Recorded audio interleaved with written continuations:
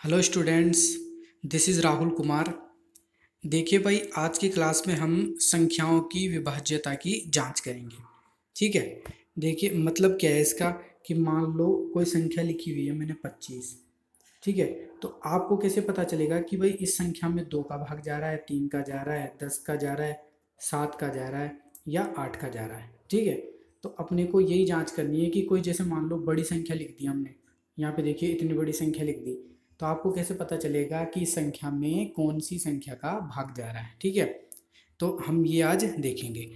देखिए सबसे पहले हम देख रहे हैं 10 से विभाज्यता।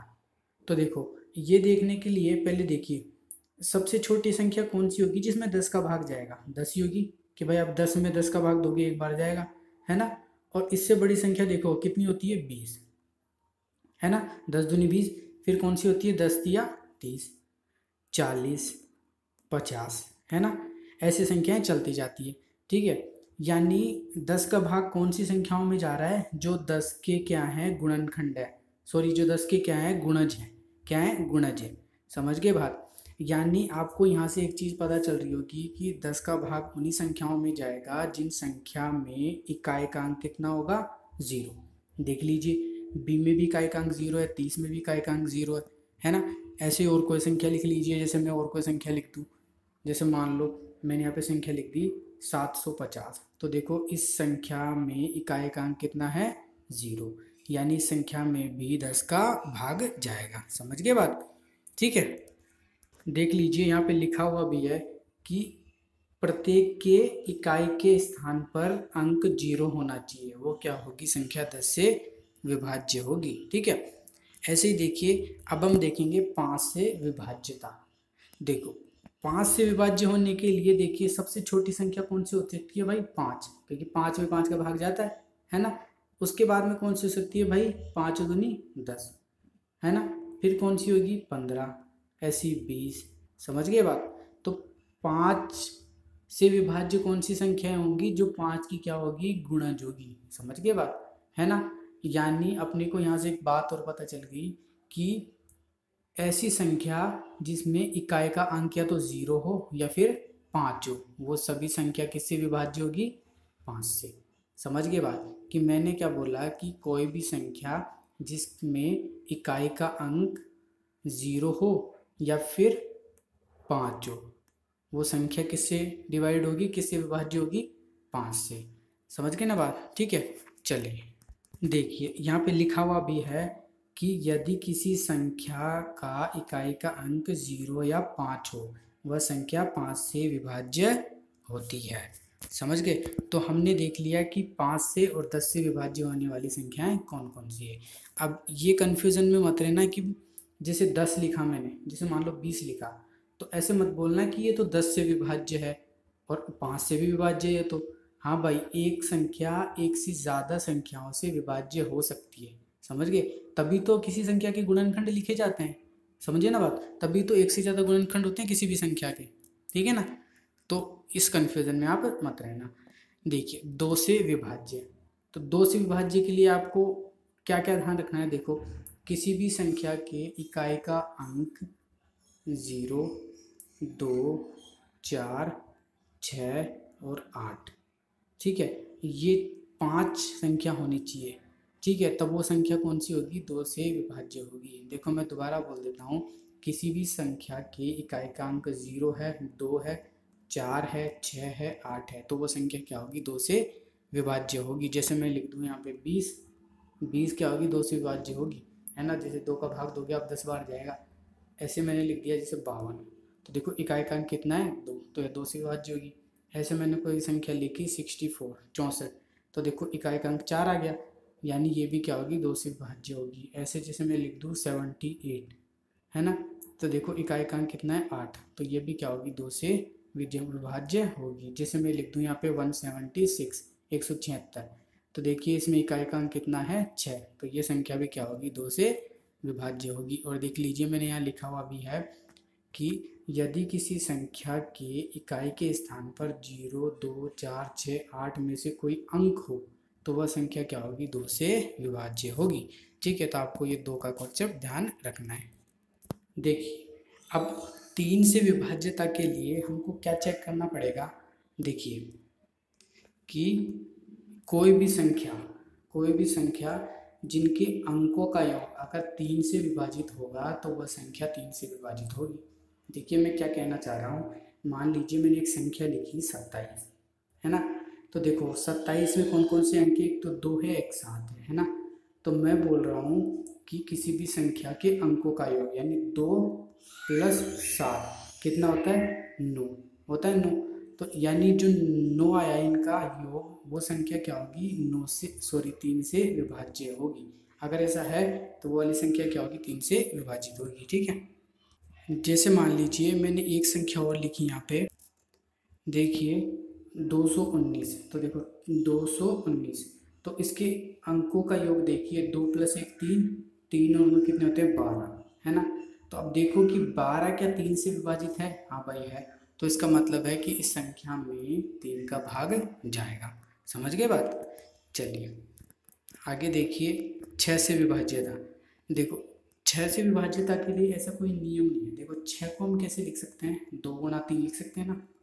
तो यानी ऐसी कोई भी संख्या जो 6 से विभाज्य होगी उसका हमें पता कैसे चलेगा कि वो संख्या 2 से भी विभाजित होनी चाहिए और 3 से भी विभाजित होनी चाहिए।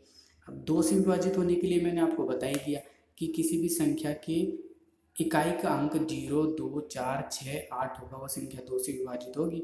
और 3 के लिए भी मैंने आपको बता दिया कि किसी भी संख्या के अंकों का योग अगर 3 से विभाजित है तो वह संख्या क्या होगी, 3 से विभाजित होगी।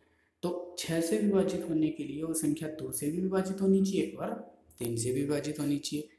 समझ गए बात। देख लीजिए एक एग्जाम्पल, जैसे 18 है ना। इसके देखो, इसको 6 से विभाजित होने के लिए क्या होना चाहिए, 2 से भी और 3 से भी। तो देखो 2 से विभाजित होने के लिए इकाई का अंक 8 है, मतलब है। और 3 से विभाजित होने के लिए इन दोनों का योग कितना आना चाहिए, तो 3 से विभाजित होना चाहिए। तो देखो 8 और 1 9, तो 9 क्या होता है, 3 से विभाजित होता है, हाँ भाई। तो इसका मतलब है कि ये संख्या 6 से विभाजित होगी। ठीक है, समझ गए। चलिए देखिए 4 से विभाज्यता। देखिए 4 से विभाज्यता के लिए पता है आपको क्या देखना है कि किसी भी संख्या के इकाई का अंक और दहाई का अंक, ये दोनों अंक 4 से विभाजित होने चाहिए, तब जाके वो संख्या 4 से विभाजित होगी। समझ गए। जैसे देखो मैं लिख दूँ 36, यहाँ लिख दिया मैंने 536, यानी देखो इकाई का अंक और दहाई का अंक ये दोनों मिला के 4 से विभाजित होना चाहिए, होता है भाई।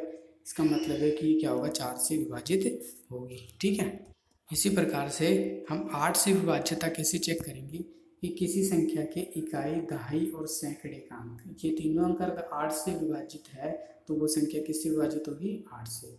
समझ गए। जैसे देखो यहाँ मैंने एक संख्या लिखी है 2104। तो आपको क्या चेक करना है कि सिर्फ ये 3 संख्या है ना, वो देखना है कि 8 से विभाजित है कि नहीं। तो देखो मैंने भाग दिया, 8 एकम 8, 8 बार दिया तो 2 बच गए, शेष 10 में से गए तो, और फिर आगे 4 उतार लिया आपने। तो 24 में 8 का भाग दिया तो 3 बार चला गया, यानी ये लास्ट की जो 3 संख्या है उनमें 8 का भाग जाता है, इसलिए ये पूरी संख्या क्या होगी, 8 से विभाजित होगी। देखिए मैंने यहाँ लिख भी रखा है कि 4 या उससे अधिक अंकों की कोई संख्या 8 से विभाजित होती है यदि अंतिम 3 अंकों से बनी संख्या 8 से विभाज्य हो।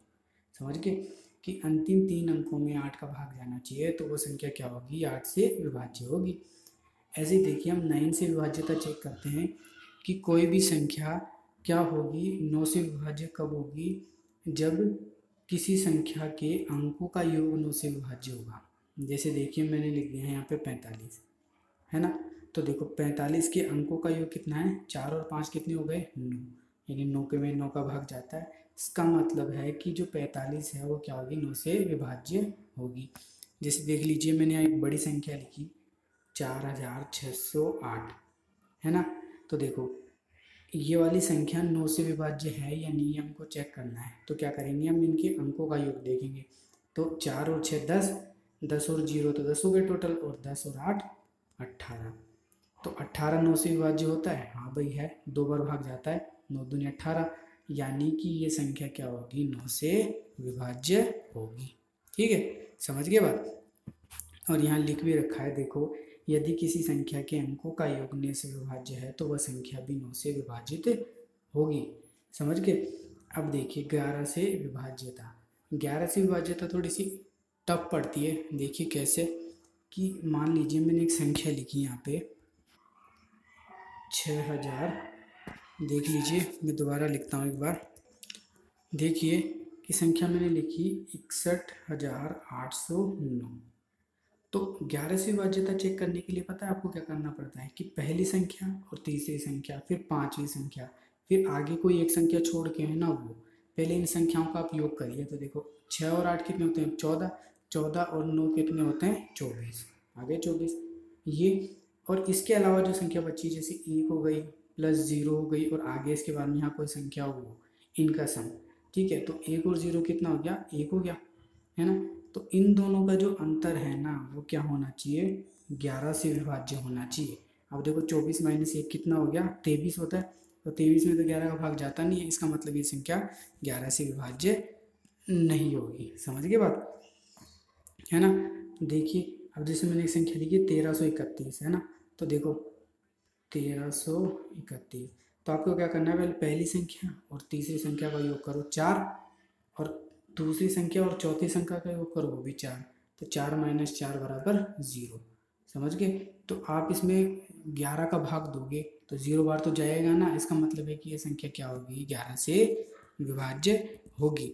और देख लीजिए यह लिखा भी है कि किसी संख्या की 11 से विभाज्यता की जांच करने के लिए दाएं से विषम स्थानों के अंकों का योग और सम स्थानों के अंकों के योग के अंतर ज्ञात किया जाए। यदि यह अंतर 0 या 11 से विभाज्य है तो वह संख्या 11 से विभाजित होगी। तो ये था हमारा आज का लेक्चर, मिलते हैं नेक्स्ट लेक्चर में। Okay bye bye.